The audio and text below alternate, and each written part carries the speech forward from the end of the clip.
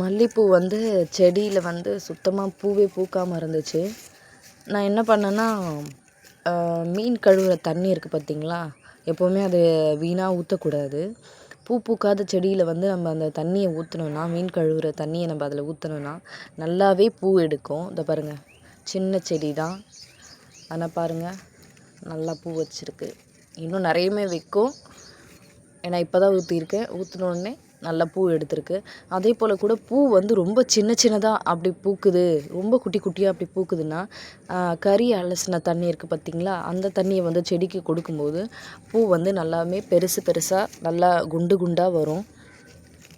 நான் ஃபஸ்ட்டு இதுக்கு முன்னாடி வந்து ரொம்ப சின்ன சின்னதாக பூத்துட்டு இருந்துச்சு சொல்லிவிட்டு நான் என்ன பண்ணேன்னா, அந்த தண்ணியை ஊற்றினேன்.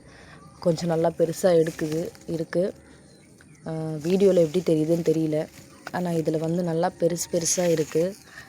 உங்களுக்கும் உங்கள் வீட்டு செடியிலையும் பூ பூக்காமல் இருந்துச்சுன்னா இந்த தண்ணிங்களை ஊற்றுங்க, நல்லா பூ எடுக்கும். பூ பெருசாக வரணுன்னா கறி கழுவின தண்ணியை ஊற்றுங்க, நல்லாவே பெருசு பெருசாக வரும். தேங்க்யூ.